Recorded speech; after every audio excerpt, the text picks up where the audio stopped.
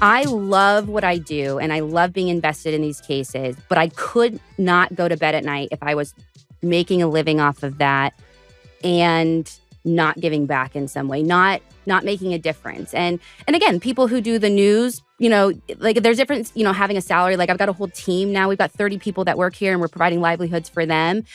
But I think this again goes to the core of like I gotta have a reason for being here. And you know what I mean? Like I want to know that me being alive, me contributing to the world made it a better place in some way. I always used to say, like, I want to know before I die that because of me, something was solved. Like, I'll never be the detective that does it. And we did that. Like when we started our nonprofit, it actually solved a homicide case. And there's something about that brings meaning for me if I can help other people. Hi, I'm Julie Bowen. I'm Chad Sanders. And this week on Quitters, we are interviewing Ashley Flowers. Yeah, she built an empire. Something that you have said you want to do. I love a good empire. I love a good empire built story. She's on the other side. She made a hit and she built an empire on top of it. In podcasting, no less. Audiochuck. Yeah, she built a huge company. She was in sales and software, and she quit it, her favorite word, to try out this little tiny niche thing called, true crime podcasting, and bam. We do have to explain, if you are watching this on YouTube, that for the last 20 minutes, we don't have any video of Ashley, but you'll still see us, and we're super cute. Yeah. And we also got to say, if you enjoy listening to Ashley, which you will, her book is out right now, and it's called All Good People Here. Yeah, I just read it. It's a page turner, man. It's all you could want from true crime. So enjoy. Here is Ashley Flowers. Hi. Hi, Ashley. Hi. Nice to meet you. Thank you so much for coming. Oh, I'm so excited to be here. Thank you guys for inviting me. Thank you. You have a very beautiful looking, are you in a studio? I am. Yes. For like a week longer. It's like a nice little, I know, but we're moving offices. So this is like one of my last recordings in this space. Fire. Where's the, we are very thrilled to have you. And so we're going to ask you a bazillion questions, but we were texting earlier, Julie and I, and I have such curiosity about your business and empire and how you built it, as does Julie. But I think Julie also has some deep interest in the social work that you're doing, the social justice work you're doing. So I just wanted to see your studio, and I saw it, and it looks beautiful. That's so interesting. Is that part of your business? Like Chad said, is that like that you, because you are very successful. Did you start in a closet like we are, or did you start in a beautiful studio like that? No, not even close. I was in a closet. I also had like a spare room that like I made my home office, and I did my own like merch store for the podcast as well. So it was like filled with merch, and that's how I would like dampen the sound. Yeah. So it wasn't. I started in 2017, and I didn't get like a legit space until like 2020. Wow. One thing that I took away is like the thing I underlined on everything I read about you is that you were like, this is a business from day one. Yes. You're like, this is a business. How did you learn how to be like that? Well, I was fortunate enough before I started the podcast, the two companies I had worked at before were both very small startups. So even though I wasn't the president of a company, I did sales or business development. I got a lot of insight into what it takes to run a company, but also start a company from scratch. And so I took everything that I learned, the good, the bad, the ugly, and really approached this as a startup company. I created my LLC before I ever released an episode, and I had a business plan for how I was going to hopefully try and make this work, and I gave myself a year to do it. So you were working at medical sales before that, and that was a startup? Well, yeah. So I was in medical sales. It was a startup. We had a device that would disinfect hospital rooms. But then I actually from there went and did business development for a custom software development firm. And that's where I was when I started the podcast. You said you had a business plan for this thing. So can we actually go back there just for a second? Yeah, because we need a business plan. I'm like, write this down. I'm getting out a notebook because I'm a little bit like, take notes. Shit, should we have don't a have one. business plan? Just to be real with you and not to be like all like cutesy about it. Yeah. You know, we know this is a business and we're entrepreneurs, and like you did it. Did you outrun the business plan? Like, are you past where the vision outline ended? Yeah, because I never imagined this for my business plan. I mean, again, my business plan was like, I need to be able to pay my mortgage and not be working a full-time job and my podcast, which was a full-time job. I mean, I was getting up in the morning at 5, working from 5 till 7. Then I would go to work until 5. And then when I would come home, I'd work till 10 o'clock at night. And then I was putting 12 hours in on Saturday, 12 hours in on Sunday. Like, I knew that wasn't sustainable. So my goal really was, go ahead. Sorry, no, there was overlap. That's the part that I didn't, there was overlap. You did not do the leap, you're quit, because the name of the show is Quitters. You're quit from having a salaried job at a startup wasn't leap and the net will appear. You had already started and you already had your LLC in place. You already were on that. You already saw how much work it was going to be. Yeah, and that's so there was a year overlap before I jumped in because podcasting was so new. Yeah. I had no background in broadcast, in storytelling. Like, I mean, I also was going into something that I should have had no business going into. Yeah. And even for like, he was my fiance at the time, my now husband, he was like, yeah, let's just make sure this thing has some traction before you just like jump in and give up everything. And I was into it. I'm so curious because, so you had the plan. You were like, I'm going to launch this business. It's going to make me enough money to pay my mortgage. I imagine maybe you have a different mortgage now. But were you like, did you know how to tell a story? Did you know, like, what was it about the actual thing, the product, like the creative of the thing that you believed in? Well, so I had, whether I knew it or not, I had been studying the industry for 3 years. Like, I really got into podcasts hardcore in like 2014. And I was consuming everything there was. So I really was understanding what is working, what's not working, what do I like, what do I not like. And the biggest thing is like what was missing from true crime was the genre that I was very, interested in. What's missing from that genre? And so I really, over time, started to identify that. And for the longest time, I just kept waiting for someone to make it. I'm like, this is getting more and more popular. Like any day now, there's these new shows popping up all the time. Someone's going to make the show that I'm looking for. And it just wasn't happening. And meanwhile, I volunteered a lot already, like in my free time. I had volunteered with my local Crimestoppers. I eventually was on their board of directors, and they had asked me to do some brand awareness for them. Like millennials, people my age didn't know what the program was. And so I actually went on a local radio station, kind of did a deal with them where I was like, listen, I'll come every Monday. I'll tell a quick true crime story. And in exchange, you have to advertise for Crimestoppers. And so it's just like a continuation of my volunteer work. And the radio station ended up going to number 1. It was their most popular segment. And so then that's when I kind of had the realization of like, oh, maybe people don't mind hearing me tell a story, and maybe I can make the show that I have been waiting so long for. I'm old, so I know what Crimestoppers is, and I want to know if they were still using McGruff the crime dog. You don't know that's not Crimestoppers. It's not McGruff the crime dog. Isn't what Scruff McGruff? No, but it's so funny. Scruff McGruff, Chicago, Illinois 60652. Yeah. Is that a different thing?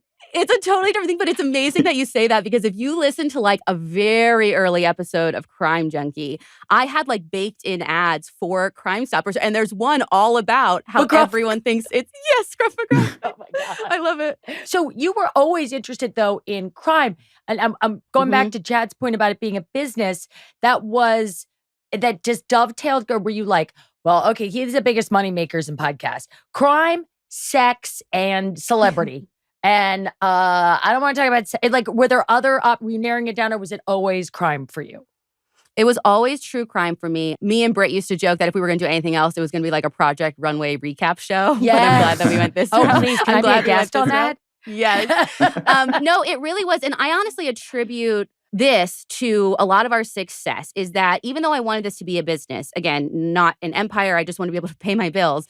I didn't get into true crime because it was like the hottest thing out there. I got into it and I picked this genre because I had such a passion for it.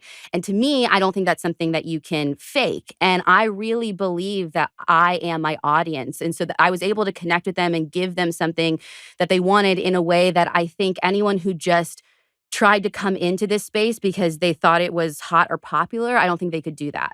You had sort of first mover advantage, it sounds like is what you're saying, to some extent. Like, because you said somebody else is going to do this and then nobody else did it and then you did it. Yeah. But it's now so crowded and you still sit at the top like Drake or something like that.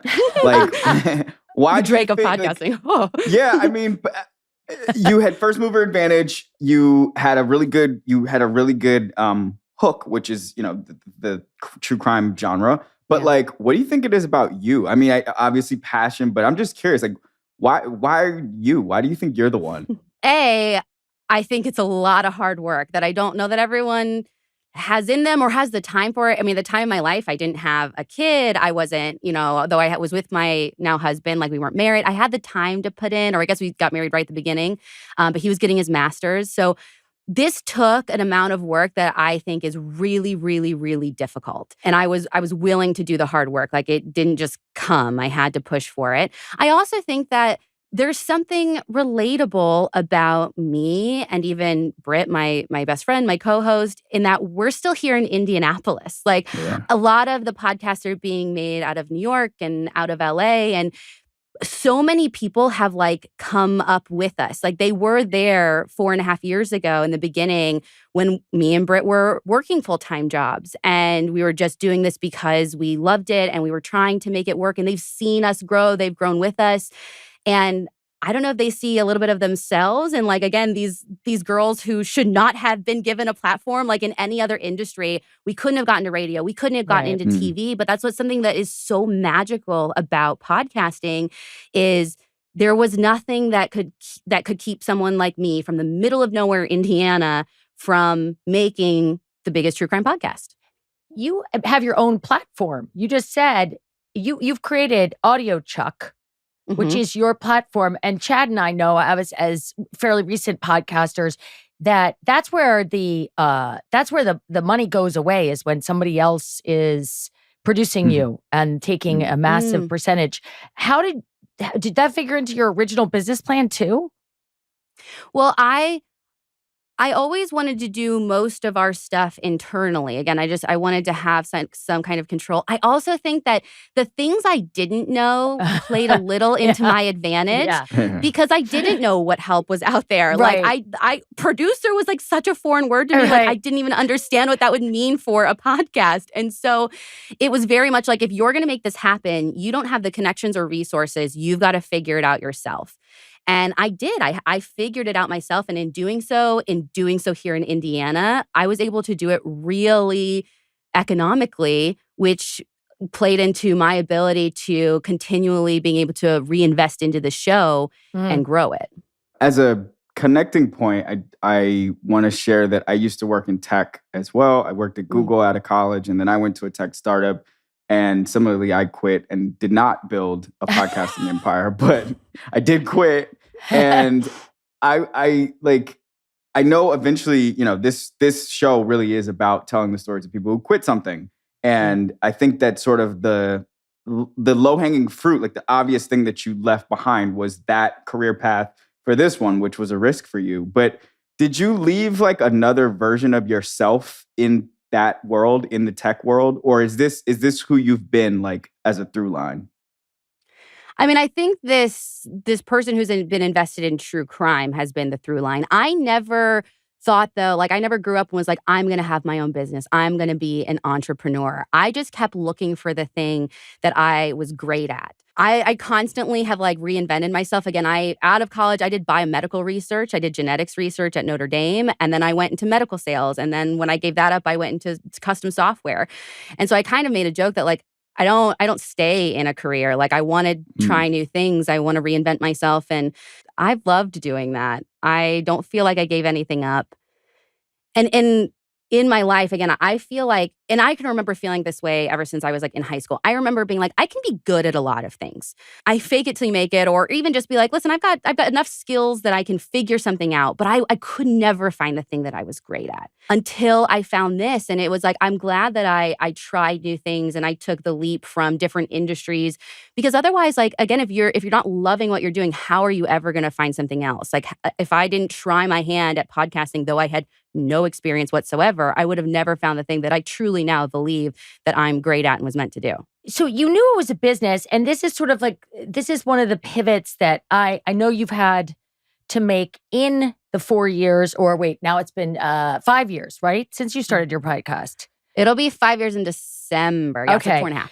So you started with your best friend, Britt. And by the way, can I ask how she's doing? She's doing good. Yeah, she's not back on the show yet. But she's expected to make a full recovery. Okay, good. She had, for everyone who doesn't know, she had a clot in her brain and then multiple brain bleeds. So she had like emergency surgery, but she's doing really well. Okay, well, I wish her the very best. I'm so sorry to hear that. But it started sort of as this passion project, and I imagine that's one of the reasons, like you said, these two girls from Indiana, like your buddies, you like this, you're like obsessed with it, and then you're successful, and then comes the backlash, and then come the people who say, "How dare you profit off of this?" I'm an actor. I've been in the public for a long time. I cringe, I shrink, I hide. That's just what I do. I don't want to be seen as a public figure. I want to act, and it's hard to be put out there. You guys had to get out there and defend some of your work, and also then walk back other pieces that were no longer working for you as you grew more successful. Can you talk about how you had to pivot on that, and how you stood by the things you really believe in to make it your podcast more successful, and to also serve, because I do think you are serving a purpose by bringing these stories to light. When we started, and the show has evolved a lot, and what I would say is I don't think we've walked anything back. I have been very big on, we haven't even done a lot of, to your point of like, oh, I'm out there like defending what I'm doing. My stance, I've always tried to let the work speak for itself, because even when people came out and said, oh, you're profiting off of this, or I don't like how you're doing. Again, from day one, when I started the podcast, I was working with Crimestoppers and trying to push their nonprofit. And the bigger the show has gotten, the more that I've been able to work with nonprofits. And so when I didn't have a dime and I was just, throwing money into this, it was about awareness. It was about call to actions. It was about nonprofits. And then as soon as we had money, we started actually putting our money where our mouth was and investing back into this community that we are taking from. And so I've kind of always viewed it as that is, listen, from day one, you can go back to our shows. We didn't change anything. This is what we have been about since day one. And we've been able to do more and more and more. And as far as, again, like taking the information, taking these cases, no one owns these stories except for the people who lived them. And when we first started, again, to me, the crime junkie experience was, I wish I was a detective. I will never be a detective. Yeah. And so it was like, back in the day before I ever had a podcast, I would go online and I would scour the internet. I tried to find every article, every web forum. So I felt like I knew the case inside and out. And the crime junkie experience really was taking that information that was already reported on and putting it together in a succinct way so someone could get that experience through a 40-minute story that we tell. That being said, that was when it was just me. And now that we have more resources, I also found that we were kind of in this catch-22 where what I wanted was to talk about underreported cases, about marginalized communities. But then I got in this cycle of saying, well, I can't talk about them because no one has done the reporting and there's nothing for me to talk about. And so when we had the resources, in May of 2019, we actually started hiring reporters for Crime Junkie. We have other shows that do investigative reporting, but for Crime Junkie specifically, we hired reporters so we can start. We still do some of the old school, we source information, but now we're incorporating originally reported cases that you can't hear anywhere else because no one else has talked about them. So that's part of how I want to continually evolve. Like we weren't perfect day one. We're not perfect today. No one's perfect. and the true crime space, I think, has a lot of room to grow. And I think that's what I care about is how can we continually keep growing, keep learning, because this space is changing so quickly. Yeah, there's a lot of true crime stuff out there. Absolutely. And there's a lot that's gory. And I appreciated in listening to, because I was doing random, like I was like doing random selections that, you kept saying, this is somebody's mother.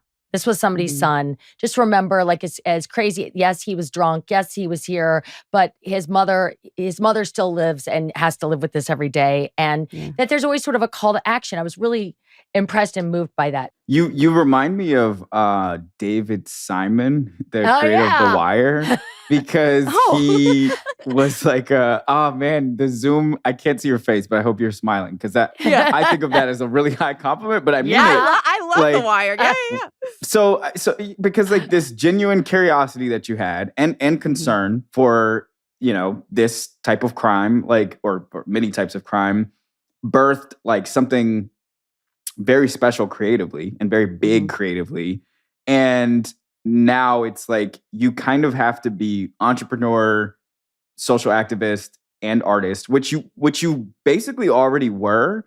But I feel like now you have the option to just like, you can call it whatever you want, to hide in just being the creator, the artist, and the entrepreneur. But you're not doing that. And is it just because you care, or is it also because you feel like you have someone to answer to because you profit from this environment? It is both, right? Like I love what I do and I love being invested in these cases, but I could not go to bed at night if I was making a living off of that and not giving back in some way, not making a difference. And again, people who do the news, like there's difference, having a salary. Like I've got a whole team now. We've got 30 people that work here and we're providing livelihoods for them. But I think this again goes to the core of like, I got to have a reason for being here. And you know what I mean? Like I want to know that me being alive, me contributing to the world made it a better place in some way. I always used to say like, I want to know before I die that because of me, something was solved. Like, I'll never be the detective that does it. And we did that. Like when we started our nonprofit, it actually solved a homicide case. And there's something about that brings meaning for me if I can help other people. And again, I always wanted to be the detective, didn't think that was a path for me. I didn't think I'd be actually good at it, but I found a way to help people in a really meaningful way by doing what I found I'm good at. And I hope that's something that people take away too, is that it can be bizarre. Like who would have thought it, like by doing a podcast or by being a storyteller, that I'd be solving murders. I didn't think that a long time ago. And that is what is driving me. So it would be easy to just sit back and be the host of a show, but like that feels kind of meaningless.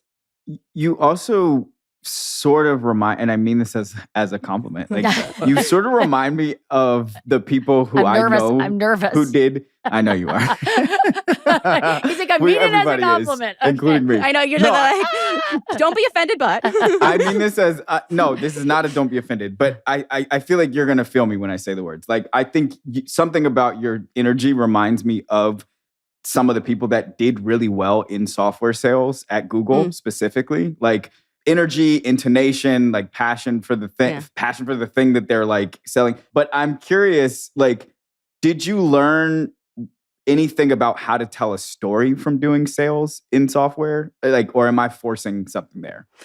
I don't think it was how to tell a story in sales. I had some, again, weird things to sell. Like what I learned more from the business side, how to sell myself, how to sell this show, how to market this show, the idea of selling a story to someone. I guess I kind of get what you're saying in a little bit, but I don't know. I've never really dug too deep in it. I'm just great at it. You've got Hollywood knocking at your door, and I've been listening to you, and you love to tell you stories, and you love to get to this.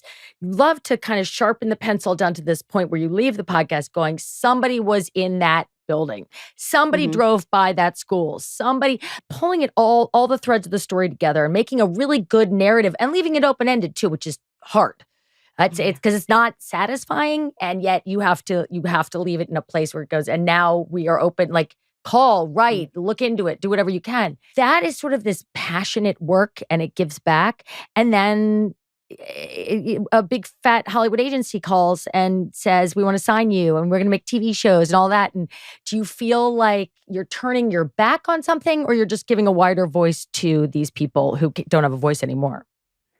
I hope it's a wider voice. Like we've never done anything yet in TV, because I am also very cautious of that. We've had plenty of people have meetings with us. I've learned what a general is, and it's like the most bullshit meeting. I can't. Like, girl, I can help you. I can tell you all about generals. Don't know how you live in this world. I have like such little patience. Again, what I love about podcasting is like there are multiple shows I have out there that I got the idea, and 3 weeks later the show was like out there in the world. And that's what I love, and like that's how I'm operating. So Hollywood is like a whole nother thing for me. But there are plenty of people who've come knocking, and at the end of the day, like that's what I'm really, really protective of, is like we've got a very clear mission. Our fans and our listeners know what to expect from us. And I'm very wary of just handing that over to someone else who potentially isn't doing it for the same reason that I'm doing it. And I've heard a lot of horror stories from people whose shows or messages got totally jumbled. And so I hope that there is a way to venture in there, because I do think that TV, these other forms of media are a huge way to get these stories out there. And at the end of the day, especially these unsolved ones, is a numbers game. You've got to get to the right person. But I'm cautious that we do it the right way. That leads me to another question, which, I mean, Julie's like an expert on Hollywood. Obviously, I am a super duper newbie. And one of the things I don't love about Hollywood is like delegation. It's like expecting this agent to represent well, like what your creative vision was for this thing that means so much to you. It's the stuff that you're saying. It's like, is someone else going to look at my heart and soul as like a widget and just trying to trade it for the next thing? Yeah. But I'm curious, because you have an empire, because you telling your story, it sounds, and I've read in other places that you are sort of a workaholic, like you love to work and you work. Are you able to give people responsibility, give people power, give people the things that matter to you and hand them off and look away? Or are you like on top of everything? Are you like, I need my hands and my head in the weeds of everything that's running around me? No, it takes me a long time to find the right people. I don't think I could just hand something to somebody at a production company outside in Hollywood and be like, go make, the deck, the TV show. But that being said, like I said, we have like a team of like 30 now. And there isn't a single person like in this company that I wouldn't be like, go talk to this family of a victim and we're going to write this story. And I trust every single one of them to do that. To Delia, she goes in and investigates, and girls out there like solving murders, and I'm not looking over her shoulder. She calls me to talk about it because I'm interested and I want to EP and I want to give her direction. The stuff that I'm invested in is because I want to know. Again, I got into this because I love it. And if there's a show that I'm hosting, like I'll always tweak the script so it sounds just like me. But no, like if I've got someone here in-house, it's because I trust them with like the most sensitive things that we're doing. And that takes a long time to find those people, especially in Indiana. And you're talking about it 5 years and 30 people, 30 employees in 5 years. Like you say a long time, but that's not long at all. That's a minute. It's not. It's really a long time in software world, but not. I always say podcasting is like dog years. Like it feels like forever. But I really only started hiring at the end of 2019. So it's like we've hired 30 people in like 2 years essentially. So it's happened really fast. How do you know? Like, how do you know about a person? Like, it's an interview, it's conversation, but like, how do you know that it's going to pan out with a human being? Like, what are you looking for? You don't. Like, and it hasn't worked out with everyone. Like,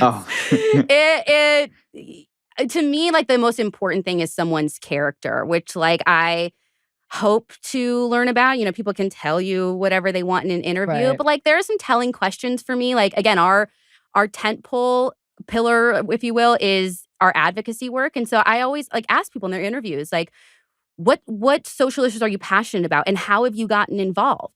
There's a lot of people who like have never thought about volunteering or about getting involved in something or doing anything. And I think that says something because again, before I was podcasting, I was volunteering. There's like, I have a telling question when I interview people that I don't like to give away, but I'll tell you. It's my favorite question to ask. Oh, now you're going to have to come up with a new one. And then make Julie, Julie has to answer it. I'll answer. I always ask people, tell me about the worst boss you've ever had. Oh my God. I worked for an in air quotes producer in New York who did nothing all day, never paid me. I made $100 a week. And he basically used me as a babysitter for his child. He didn't actually do any producing. He would just go to the movies all day. And at one point when his wife very sadly, it broke my heart, had a miscarriage. And he was like, just tell everyone that calls that I'm not working today because she had a miscarriage. And I was like, are you kidding? I will do no such thing. I was horrified. Now looking back, I have much more compassion because I realized he was probably like 32. And I was 21. So he seemed like this like much older, more sophisticated guy. But I, at the time, was just, it was my first boss. I had no idea what a not good boss he was. What does that tell you about me? Yeah. Well, so then my follow-up question is now tell me about your best boss. Oh, my best boss. I've had a few really good bosses that have, they always forced me to make my own decisions in the end and make my own choices and stand by them. They would guide me in a direction because it's got more and more into the creative field of like acting or directing or producing. And more they would say, yes, you have these choices. You've got A, B, and C, or A and B. Whichever one you choose is the one you need to stand by and defend. And they not that they let me hang out to dry, but they made me I always knew the buck was then going to stop with me and not go, well, he said I had to do it or she said I had to do it. Yeah. So those are the questions I ask. And it's amazing how like someone will say all the right things in an interview, but when you ask them that true question, like I've had many people who their answer is like exactly the opposite of everything they told me. Oh yeah, because they're like trying to tell me what they think I want to hear, but when you ask a real life example, it's really hard for them to lie. And so again, I mean, what I'm hearing from you is like you want to be independent, you want to be surrounded by people who are putting in the hard work, and it's just amazing. Like if people will really give themselves away. I also like again, I'm going to be someone's boss, and if they're explaining somebody that's exactly like me, I'm like, oh, this isn't going to work out at all. Yeah. So there you go. There's my secret interview question. Can I ask a question about quitting? Yeah. Do you have one baby or two? One. She's fresh. Okay. I knew you had a new baby. I just didn't know if it was your second baby or your first. So I apologize. Baby. And you've gotten some of the people, like everybody likes to read your business and tell you shouldn't work so much. And you get emails and DMs and everything else like, you need to stop. You need to spend time with your child. You're working too hard. And what, if anything, would make you quit even temporarily to spend more time with your child? Or is it more a matter of, I need to quit reading my comment section? Oh yeah. The only thing that would make me stop is if I felt like the job started becoming a hindrance. Like I still love it. And am I working less now? Yeah. Yeah, now that I have a kid, like I'm working. Before I would show up at the office at 5, I would leave at 7, and now I'm working more of a 7:30 to 4:30.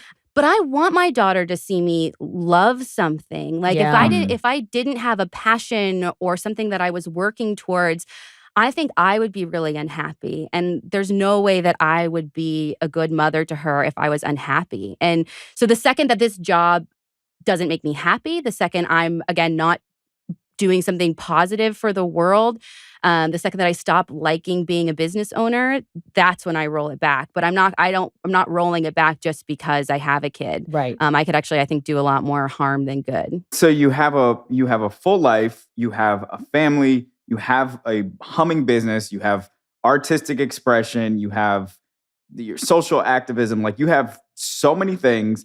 And then you also decided to write a book. Oh yeah. So like, what? First of all, before I want to know everything about the writing of the book and why you're writing the book and all the things. My first question though is like, was that a part of the vision? Was that a part of the business plan? Was that a part, or was this like, I want to write a book, so I'm writing a book? No, it wasn't part of like the long-term plan. Also, like, again, writing your first book, not super lucrative. So, like, it really was more just like a passion project. And I mean, again, when I tried to pitch this, most people didn't want it. They were like, no, people want true crime from you. And I was like, yeah, but like, this is what I want to do. So I had to really sell the fiction book hard. Because I'm surprised that you say that. I'm sure you could have just gone and written yourself a big check to write a crime book. Well, yes, if someone, right. But again, this is where it comes back to like, it's not about just getting a big check for me. I didn't feel, because again, what people wanted was, let's take your crime junkie stories and make it into some kind of book. And I'm like, that actually doesn't help further our mission in any way. There needs to be a reason I'm doing this other than just to do it. Again, if I'm just going to do something for fun, I want to do a fiction mystery novel. The stakes are a lot lower for me.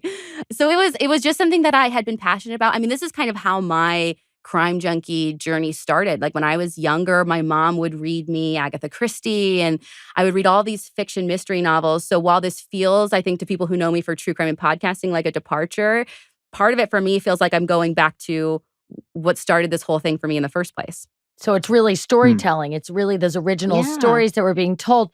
Did you, can you tell us the name of your novel? All Good People Here. All Good People Here, which sounds very positive for a, something about for a murder mystery, crime. I know. For a murder mystery. Are you really and truly, have you ever like done any deep analysis? Was there ever any crime or loss that happened close to your family or your community in a way that obsessed you?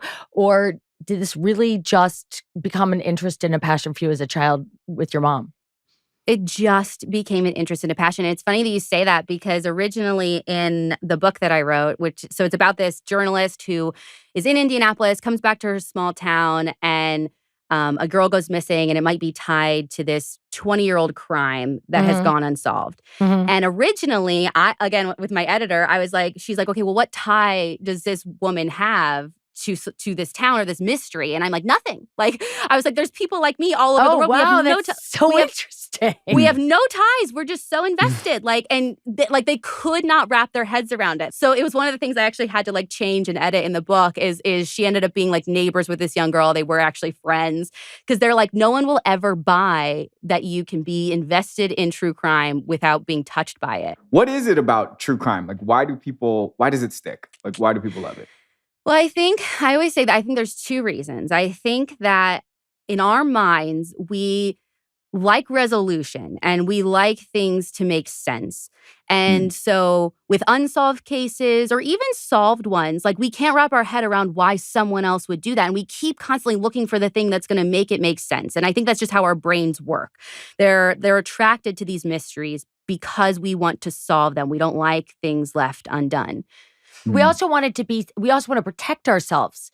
If there's a reason why somebody got murdered or raped or left for dead in a field or something, we want to know that there was a reason, and that reason can never happen to me. And it's not victim blaming, but it is this sort of like like it happened for a reason. I know when I got divorced, I had that same thing. People were like, why did you get divorced? They wanted to know that it wasn't going to happen to them. And I'm like, yeah, it can happen. Do you relate to that, Julie? Like, I think I want to not know all the ways that I could get murdered so I can not think about them or like not dream about them. It makes me feel like hyper vigilant. It's why they got murdered. It's like if you read about a guy that looks like you, is your age, has your like height, weight, hair color from the same place, and no one can. And it was 25 years ago. Right? This guy, he's gorgeous. He's so cute, and he's a great basketball player. And he's tall, right? Yes. No, he's exactly your height. Whatever your height is the perfect height. And so, but they find him dead in a swimming pool in some suburban neighborhood. That's so scary. And no one can solve it. It's 20 years later. It hangs over you in a way, personally, because you're like, I need to know why that guy died. So I need to know that was really his uncle who was mad at him because he stole his shoes or whatever it is. And not like, because nobody wants bad shit to happen to good people for no reason. But is it also because, again, I do relate in that the part of genre, the part of horror that I love is I like to feel scared. It makes me feel alive. What is wrong with you? I don't know. It just it gives me a little bit of a purpose for a day. Like it's like something. It's just it's a new element. Is that any part of it, or is that separate? Like it's not about people also wanting to feel, I don't know, just like feel anything, like feel alive by knowing about death? No, I looks like don't like no. I don't at least that hasn't been my experience. Because I think that truly these stories are scarier than horror and fiction. That's what I mean. Yeah. So Yeah, and scary. like the moment that it becomes too real, to Julie's point, like that's when it becomes too much, is when it gets too close to home. And I mean, I can't tell you how many times people are like, I skip over the episodes you have with kids because I have kids, and that feels way That's too so real. scary, man. Have you pivoted away from kids now that you have one? Like, are you No. feeling that too? No? No, and it's interesting because I am drawn to those cases more than anything else, and I think this is the trying to find reason in something that's unreasonable. Adults, kind of understand. Like, they can hurt each other. They can betray each other. There's something so innocent about a child that I'm like, it takes a true monster. Yeah. And I want to track down every single one of them. But those monsters are usually based, and again, this is my magical thinking at play, because I do the same thing when I hear about kids being kidnapped or murdered or exes. My ex would never do this. I'm not casting no aspersions. But ex-husbands or wives stealing kids and then killing them because if you can't have them, you can't have them if I can't have them, kind of things. At least that it has to do with the adults. And when you get a standalone somebody who just wants to hurt innocent children, that's where I have to close the door, not watch that, not listen to that podcast, not watch that TV show, because it's nonsensical and it's too painful. I want to ask so many questions about like the production of this book, and also like, is the book, it's done, right? Like, it's turned into the publisher, it's done. Who's publishing it? Bantam. Nice. Yeah. And did your fingers go clickety clack on the keyboard, or did you like work with a writer, or I worked with you did the thing? I'm great at writing for podcasts. If it were up to me to make a 300-page book, it'd be like a 300-page run-on sentence. Oh, really? So oh my God. I worked with a woman named Alex Keister. She's fantastic. And so I had this storyline in my head, and kind of how this plot would unfold and who the suspects would be and who the culprit ultimately is and how I wanted it to end. And she helped me actually like bring the story to life. I could not have done it without her. She was amazing. What's her name again? Let's give her a little plug. Alex Keister. Keister. A Keister. Keister. I'm curious now that space then is opened up for you again. I mean, you finished the book, it's out there. Like, are you filling this? You have so many podcasts and other projects coming up.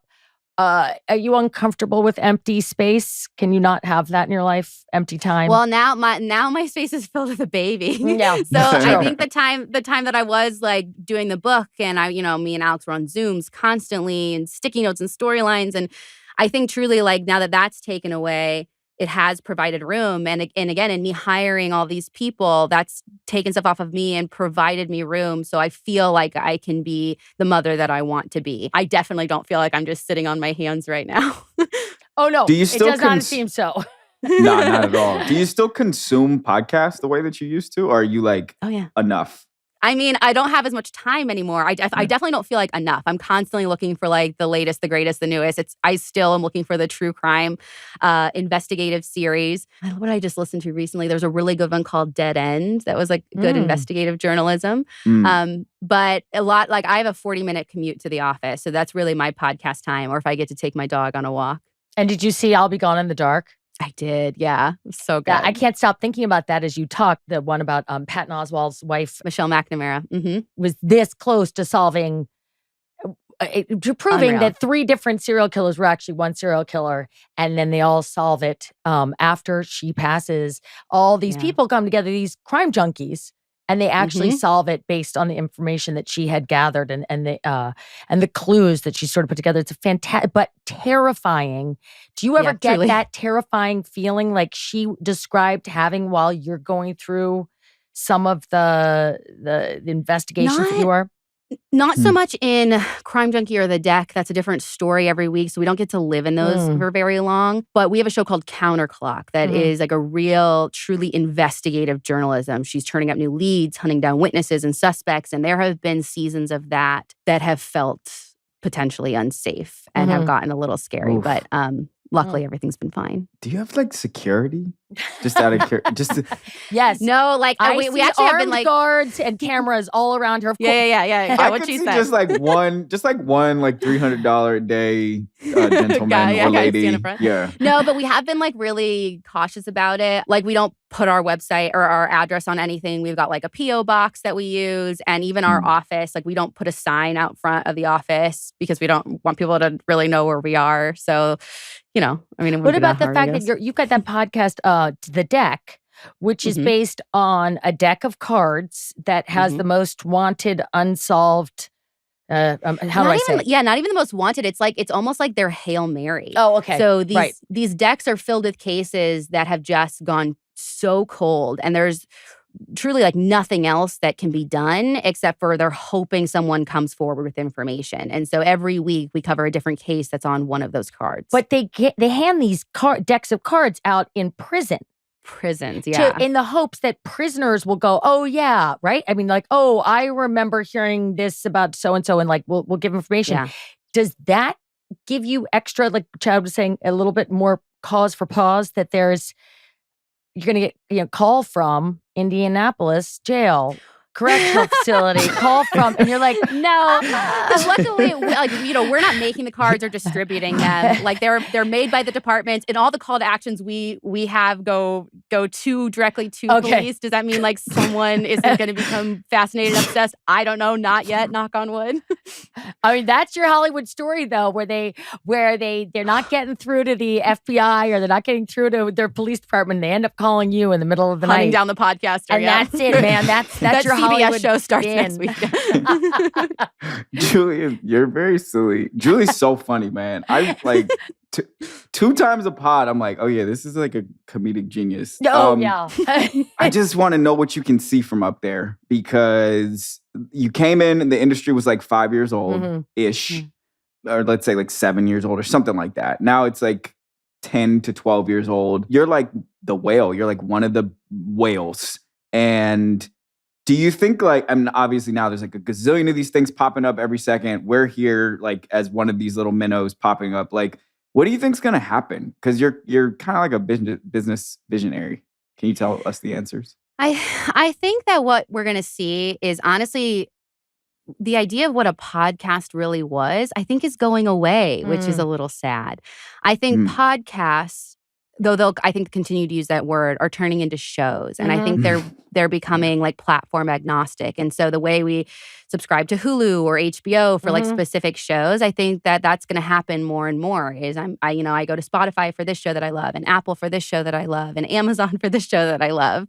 And it's a bummer. I mean, again, the idea of the RSS feed kind of goes away. But, again, people already are used to that. They do that in TV. So it's not the end of the world. But I think it's going to make it harder and harder for new shows to get found by people, because you've got to capture them somewhere outside of the platform if they're not on the right one. But then it'll turn, though. Don't you think, like TV, in a way, when you saturate, the market gets saturated. There's too much, and then there's sort of a die off, and it's kind of like pruning the tree. The good stuff gets to rise to the top again. I just mixed we're definitely metaphors seeing, like, terribly. I'm sorry. I think there was like this moment where everyone's like, because for a long time nobody like gave a shit about podcasts. Yeah. They were like, "Oh, that's cute. You go make your internet radio show."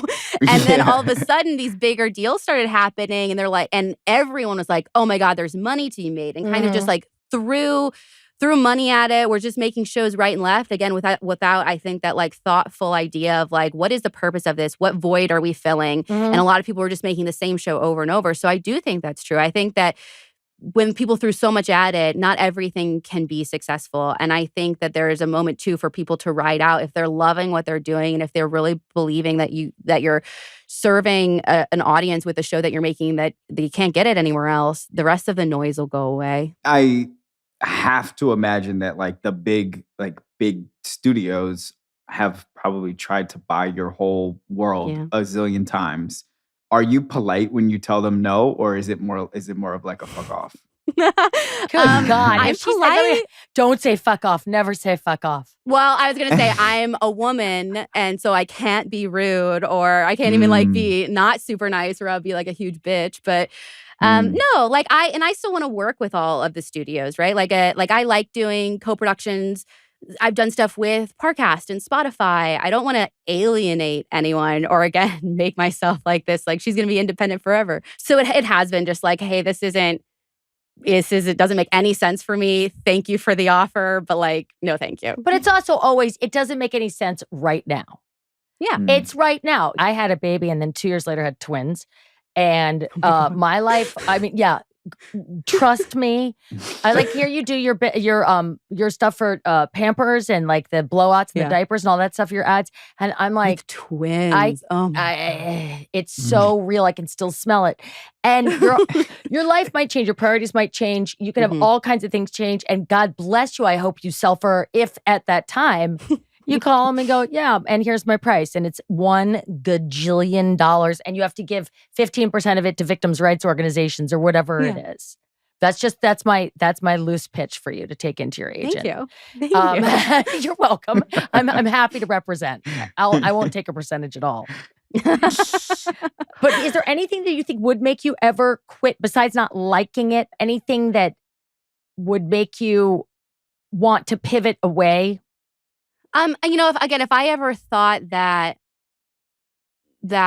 being with a bigger company could do more for the stories that I was telling. Right now, like, again, every offer we've gotten, I think would take away from it. Again, you talk about being platform agnostic, all of that. And, these bigger companies don't have the philanthropic vision that I do. And so I've also said, like, I also need to get to a place where if I sold, that it'd be enough that, like, they could do whatever they wanted with the show, and I can continue everything I want to do philanthropically because of that sale. Yeah. And so I think that the thing that would make me change it again is it doing something better for the cases that we're talking about, the stories that we're talking about, and or do we get to a place, like, as we continue to grow, like, I loved being a CEO of 6 people. I loved being a CEO right now of 30 people.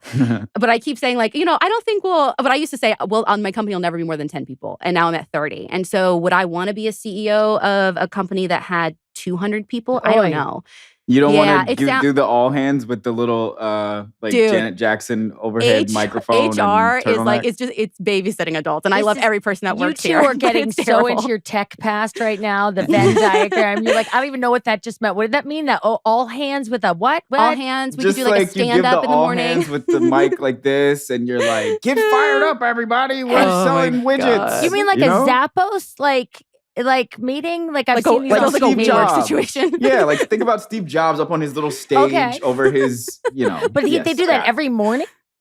No, like once a quarter or something. Oh, so it's all hands. It's like a big company-wide meeting and everybody gets in it. Get them jazzed. Did that make you crazy? I know Chad did not like corporate environment. Did that make you crazy, Ashley? Yeah, I can't do like all of the HR bullshit. Like, because again, I just want to come. I want to work. I want to be a workhorse and like drive. And so even like the feel good stuff, like when I worked at this company, and God bless them because it was the best boss I ever had, but they had this like online kudos system where it's like you gave people kudos for something. I'm like, I don't need kudos. What's a kudos? Is it like an emoji or like a sticker or like a thumbs up? It's literally like you like type in a message to them. I don't know. To me, it was so weird. And I was like, we've got other things to do, you guys. 2 things. One, do you ever think back about the companies that you've worked for and think like, I don't know, like my company's bigger than that one now? It's much bigger. Huh? No, it's much bigger.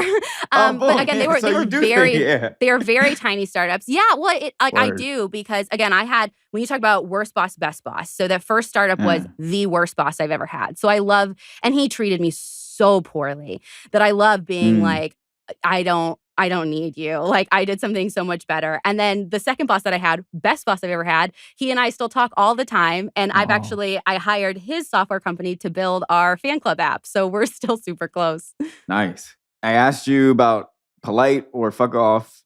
And actually, Julie jumped right in with Julie Wisdom. And she said, like, don't say fuck off. And right after she said it, you were like, women aren't allowed to do that, basically. Mm-mm. I just thought it was interesting. The question would be like, well, what other stuff? Like, yeah, I mean, I know you probably, like, you're doing so great. You probably want to swing your axe around a little bit, like thinking about that old shitty boss. But I imagine that probably is in conflict sometimes with, you're not allowed to be strident as a woman. You're not allowed to like be too spicy or too bold or too. Someone more wise will tell you like, be polite so that maybe in 20 years, if you need that job, you can still get it. Like, how do you reconcile those feelings? I mean, my thing is, again, I'm not going to tell anyone to fuck off unless they have done something like truly terrible to me. Like, I just want to be a good person in general. Yeah. So that's not something, it's not like I'm constantly waiting to like give everyone the finger. And it's the same way, like I kind of feel about everything I do is even if someone offends me, would an offer offend me or, they don't take me seriously or whatever, like, it doesn't bother me at all, like, because I go back to, I'm going to let the work speak for itself. So if you make an offer that I think is laughable, like, it's okay. You'll see soon that I'm worth more than that. If you don't think that I'm a player in the industry, that's fine. Like, my show's still number one. Like, so there's stuff Who that would like say that? Who would? People, I mean, I know people will do that, but god dang, like, what else do you have to do? Yeah. So again, and I'm like, at some point, what people believe, like, I'm not, like, if they believe that, like, when I believe that the work says otherwise, like, then that's not about the work or anything. Like, and I'm not going to change someone's mind just if they don't like me. And I don't really give them a whole lot of space in my brain. So you don't read the comment section? You can't. You can't, You really can't. As Chad said, you are a whale in the podcasting world, and that's a great thing. But as you said, you're sort of new to the Hollywood side of stuff. And I can tell you that I'm old in the Hollywood side of stuff and never read the comments. Like, just never read them. If you want to hire somebody to read them and tell you, like, if the good stuff, not the good stuff, something salient. I don't need to hear the good stuff either, because the good stuff to me, it's bullshit. If you believe the good stuff, I mean, we get like emails of people who are like, "Hey, that John Doe that you guys helped identify was like my cousin," and I'm like, "Yes, this is what we're doing." And we have people to like filter through that meaningful stuff. But I actually told my husband that like a couple of weeks ago, because he can like get into the comments and get really worked up. And we were talking about that, and he's like, "Well, don't you like hearing that people love you?" And I'm like, "I don't read that either," because I'm like, the second you give somebody the power that, like, even if it's good things, if you give them the power to make you feel good, that's when you give them the power to make you feel bad. And so while I appreciate that people love me and the show and they listen, like, I can't give them my happiness. Right. And you can't, the minute that's my mom used to always send me pictures and from magazines and stuff, because I would never, I don't allow like junk mags in my house or anything. She said, "But it's a good picture." I said, "No, it's a good picture. If I look at the good pictures and like them, that means I got to I give the bad pictures the same credence." The comment section is just where people go to die. And so true. That's always my piece of advice to anybody. If you hadn't already quit reading did you ever read the comment section?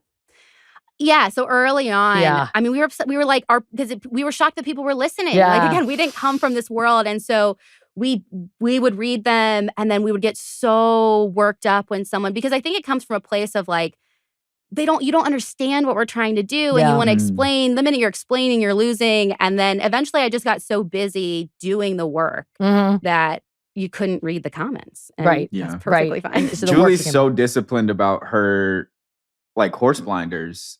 Are you on the far end of that, Julie? Are there people who are way more that way than, like, I'll have 10 minutes after this show to recap, and then Julie will not want to talk about this show again. And I really value that way of being. How, like, do you have people who are further along on the spectrum than you in that regard? Me? Yeah, there's people, because like, I actually have social media. I don't read the comments.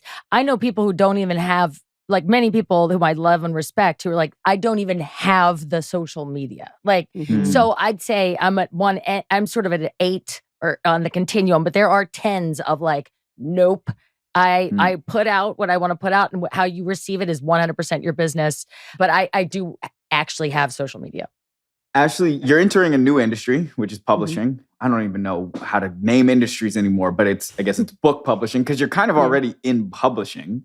Are you feeling like any like newbie anxiety about that? Or are you just like, yo, my voice is so clear. I know what I talk about. People love my shit. Like, I know how to do something. No. Because what I know is how to talk about true crime, how to advocate, how to speak. Moving into this, again, I've never written a fiction mystery novel in my life. And so it's hard too. Like I was talking to someone earlier about publishing being this like roller coaster because you write down this story that you're obsessed with. Your editor rips it apart and basically is like, this is the worst thing I've ever read. Go fix it. And so you're so beaten down, I feel like, by the time it gets to its final version that you're like, I guess this is my book. and then your agent's like, oh, it's amazing. You're like, I don't fucking believe you. Like, you're paid to tell me it's amazing. And so I've got all this anxiety of like, how is this going to be received by everyone? Is everyone going to be like, oh, just stay in your lane? Why did you try and do something new? They will come for you because you're successful. And that's what, people say, oh, you're nobody until you've been sued. You're nobody until they come for you. And you're very successful. So they will come for you. And it's incredibly uncomfortable. I always say at least in Hollywood, because it's the only job I've ever known, is there is no joy, just relief. Because you just like you said, you get to the point where everything's been picked apart so many thousands of times and then Frankenstein back together that you go, okay, I've just got it's done. and you have to trust that other people, like, trust your agent. Your book is going to be great. And if it's not, it's going to be great. Why are we even saying it's not? Well, when so they did send out the advanced reader copies. And so when the first like reviews started trickling in, I was like, I was like holding my breath. And there were a lot of people who got it and who loved it. And they were like, this is, such like a mystery thriller for a crime junkie. And I was like, yes, okay. Like, it's for my people. Some people are going to hate it, but it's for my people. Yeah. Your audience is going to ride for it for sure. Yeah, absolutely. And it is, again, called All Good People Here. It's on Amazon, Barnes & Nobles, everywhere. Yeah. I just want to ask one more quick question. Is there anything you would like to quit? Is there anything that you, in your mind, you're like, I gotta, like, because you sound very disciplined about it. You don't read the comments. You've gotten very good about delegating your job. You've gotten very good about delegating out to people. So you're not overworking anymore in the way that you were before you had a kid. Is there something you're like, yeah, I need to work on letting that go to make room for the next thing? Ooh, that's a really good question. I don't know that that's true, only because I don't know what the next thing is yet. Right now, I love every bit of what I'm doing. And so I'm so happy. And I think it's going to be once I get that itch for the next thing. So if I decide like I would love to write a second book, or we do find a TV project that really excites me, then I think I have to figure out what it is I give up. But right now, that's not on the horizon. And so I'm kind of just like living in everything that I love. And the thought of giving any of it away right now like hurts my heart. But that's because there's not something else that I want to jump to. And you've had the experience of quitting because you did quit when you left the startup world. Yeah. Was that moment before? I always love the moment before someone quits. Like, right, they're like, I'm done. When you wake up and you know that you're done. You're not having that now, but can you just tell us what that was like? I'd like to end on a quit. Oh, man. It was really scary for me. I don't know. Like, no one in my family is entrepreneurs. Again, this was a very new industry, and it seemed like to everyone else on the outside, like this like cute little hobby thing. Like, it's the way they say like opinions are assholes. For a while, their podcasts were assholes. Everyone had one. Yeah. And so like even literally like, my grandpa, I'm not shitting you, 2 weeks ago was like, I have this friend who has a podcast for widows. Like, can you talk to him? And I'm like, yeah, not the same. Sure. I'll talk to your friend. Yeah. How can you say no? You can't. Yeah. So I wasn't even getting that support from like a lot of people outside because they saw it as scary and me taking a chance on something that's like not a real thing. So I remember just being really, really scared, but excited. Like I loved taking a risk. I wanted to try something new. And I knew that, if it failed, I'd find another job. Like, was it going to be my dream job? No. But I couldn't live with myself for not trying. So it was being terrified and absolutely excited at the exact same time. Did you have a moment when you walked into an office and said, I quit. And again, this was like my best boss. And so it was like I was like twisted up inside. And he had been so supportive for that whole year that I was doing both things. He even we did like this crime junkie meetup at the office at the time. And so, he got to see the line of people for 6 hours that came to take pictures with us. So he got to see how real it was. And he was fantastic. He was just excited for me. And again, has continued to be a support for me ever since. Wow, that's a great quit story, because sometimes you got to burn a bridge. Sometimes, you can't turn back, but that's actually a very beautiful quit story, and that you maintain that relationship with your good boss is really inspirational. And it's been a joy to talk to you. You are This has been so fun. A whale. We could just pick your brain all day long. And if you come out to LA, I would love to take you to lunch and LAify you for a few minutes. I would love to. I'm usually there like once a month. So that would be super fun. That would be super fun. And then I can really I can't wait to read your book. Yeah, I know. I hope you like it. You have to read to the very last page. I'm a person who, once I feel like the book's wrapped up, I don't read the last chapter. Oh, what? Oh, wow. Yeah, I can't stand the wrap up chapter. So I always tell people. I'm with you on that, though. Okay. So Yeah, for the people like me, I'm like, you better read to the last freaking word, because it is jaw dropping at the very end. Oh, okay. And do you do the Audible?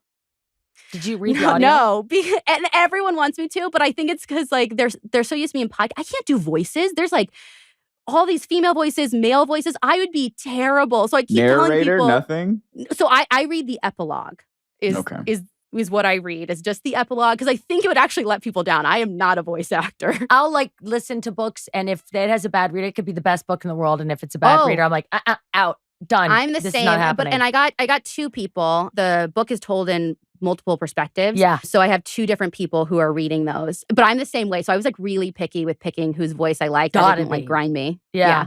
Well, congratulations to you. Super exciting. Thank you, Ashley. And everybody, read or listen to her book to the very last page. All good people here. Last drop. Thank you. Thank you, Ashley. Thank you so much. Thank you, guys.